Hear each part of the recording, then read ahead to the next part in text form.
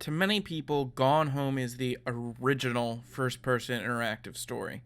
And I can't blame them. It gained widespread interest and popularity like no other game of its type had, but it was not the first. The first one, at least to my knowledge, and certainly the first one I ever personally played, was Dear Esther, a Half-Life 2 mod released in 2008. It was a bit buggy, but it offered something that no other game was at the time. But a lot has changed since then. Beyond the massive growth of the genre, the Chinese Room, developers of both the original Dear Esther and a remastering of sorts that was released later, were given the opportunity to work on a sequel to the original Amnesia. The project, eventually named A Machine for Pigs, was interesting, but it struggled to figure out what it wanted to be. A horror game with puzzles like the first Amnesia, or an exploratory narrative game like Dear Esther. So, when they announced that they were going back to working on their own product, their own intellectual property, part of me was excited to see them really get to work on something of their own creation, something they could have complete freedom with. But the other part of me was rather worried that between the misstep that was Machine for Pigs and the strides the genre has taken in the years since, the Chinese Room might have fallen a bit too far behind the curve.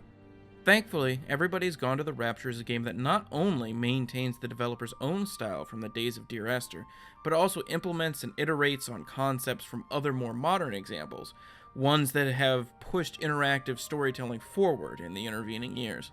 Set in a quiet, rural British town, the primary thread in the game is rather simple. Everyone's gone.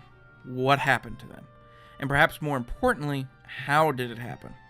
But like any modern apocalyptic tale, the game doesn't obsess over the event itself.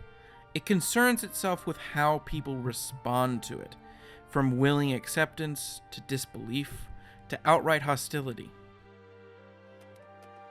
These stories are told throughout the town in small fragments, much like so many other games in the genre. But Everybody's Gone to the Rapture introduces a great new trick, placing the actors in the space.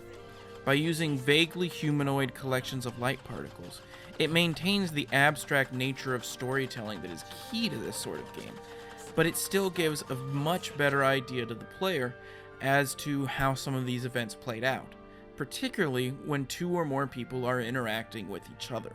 But excellent storytelling mechanics need to be used well in order to be effective, and here they're paired with incredibly rendered visuals, along with a powerful and resonant soundtrack. But much like the Chinese Room's failed attempt at taking over the Amnesia franchise, there are a large number of instances where the developers seem to have had trouble deciding exactly what they wanted this game to be. A guided experience with an obvious linear path, or a more open-ended game with some minor guidance. Because even when the game would dump me in a big open area, I'd very quickly find that most of the doors and paths that it looked like I should be able to use were in fact blocked off, and then I'd have to trudge back over to where I was before so I could pick up the story once again. And some of the more open areas are absolutely enormous, with nothing in the massive gaps to keep you engaged.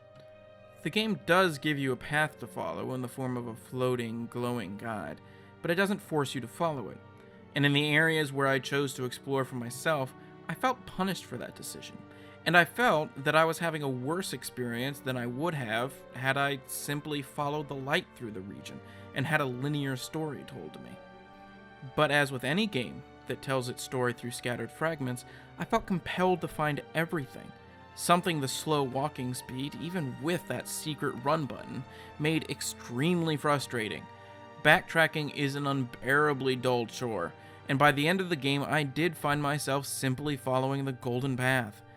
I'm sure that I missed a few things, but I feel like the sacrifice of those likely rather minor expository details gave me a far better overall experience.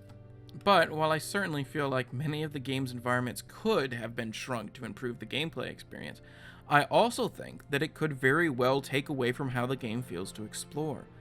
The scale as it is makes the game feel like it's in a real town, and the distances you walk down roads and between homes feel like the distances they would be in real life, even if they are a bit tedious within the context of a game.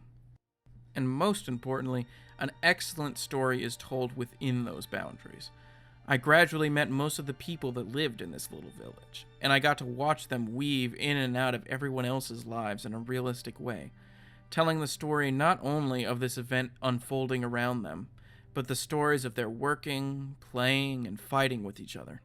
Everybody's Gone to the Rapture is one of those few experiences that manages to perfectly blend its emotional, visual, and audible components to create a fully emergent world.